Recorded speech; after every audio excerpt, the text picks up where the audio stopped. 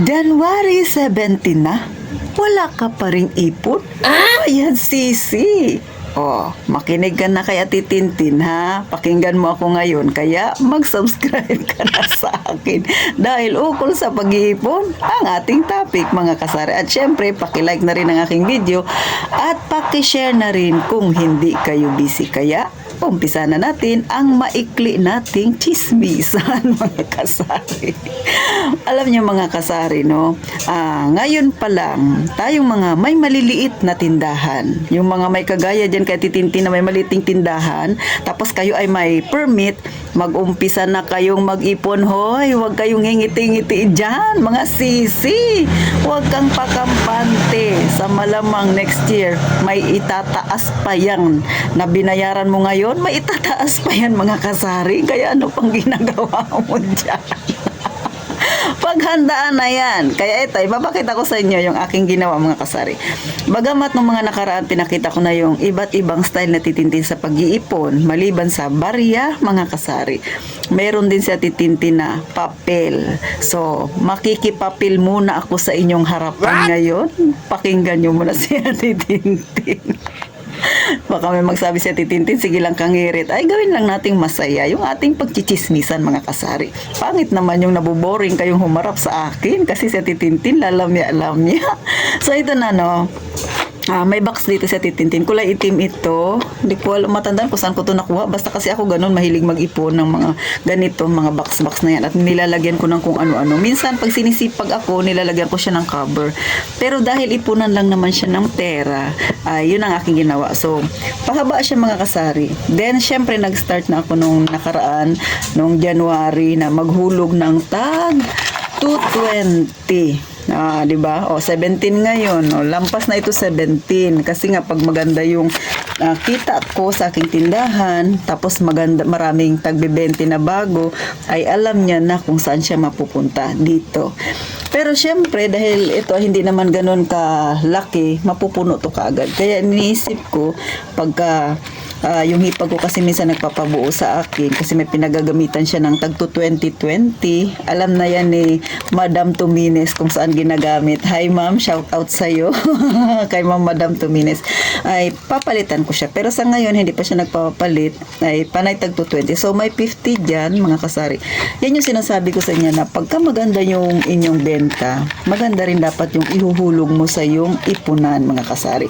Pagka yung sakto-sakto lang yung benta mo, o kaya talagang super tumal, ay doon ka lang sa pinakamababa na hinuhulog mo. Sa akin kasi, 20s lang talaga yung target, mga kasari. So, eto ha, baka may magsabi niyan, ang liit naman ang hinuhulog mo sa alkansya mo, Titin. Siyempre, iba yung barya, iba rin yung buo. Alam niyo, mga kasari ha, ang isang taon ay binubuo ng 365 days.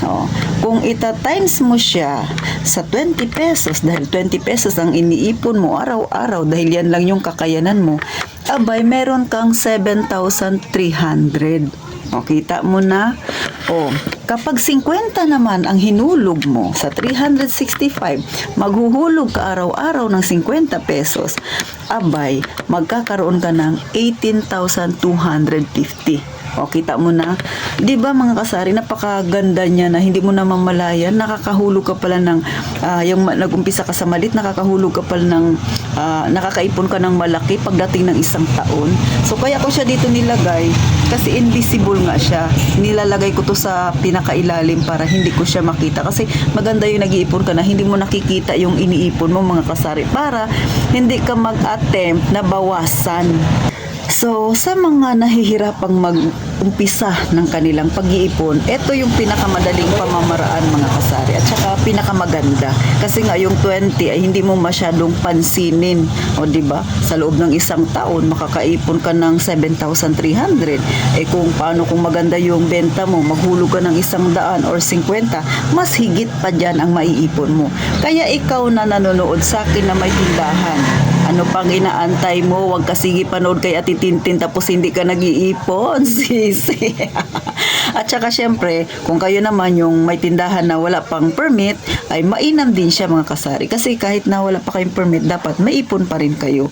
In case of emergency mga kasari, kailangan natin yan. Kasi katulad ng pag nagkaroon ng disgrasya, pag hindi naman natin hinihiling, no?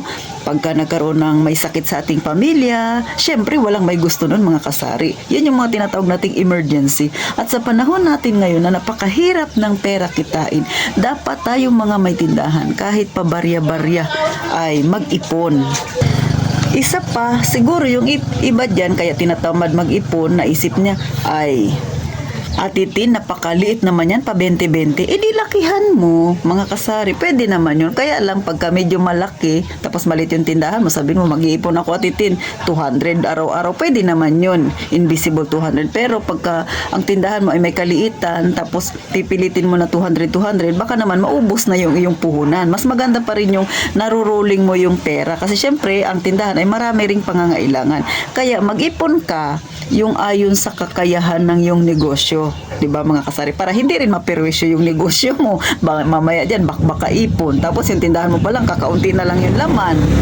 So, mas maganda balance siya. May laman yung tindahan, maraming laman at may ipon ka naman. Kung malaki ang kita, o di malaki din. Kung maliit ang kita, ay di maliit din. So, ganun lang mga kasari. Huwag mong pipilitin yung sarili mo na ipunin yung isang bagay na hindi naman halos kaya na ibigay ng yung tindahan. Kasi baka mamaya mag-suffer niyan ay ang yung negosyo mga kasari. So, hanggang dito na lang si Ate Tintin. Tandaan, January 17 na ngayon. Kalahating buwan na ang nakakalipas. Tapos hindi ka pa nag-umpisa. Kailan ka pa mag-umpisa? Mga sisi ko dyan. So, ano pang inaantay nyo? Tara na, mag-umpisa na tayong mag-ipon. At sa katapusan ng January, abay, magbubukas si Ate Tintin nito. Balitaan ko kayo at magbalita ka rin sa akin kung ikaw ba ay nagtagumpay sa pag-iipon mong pa 20-20.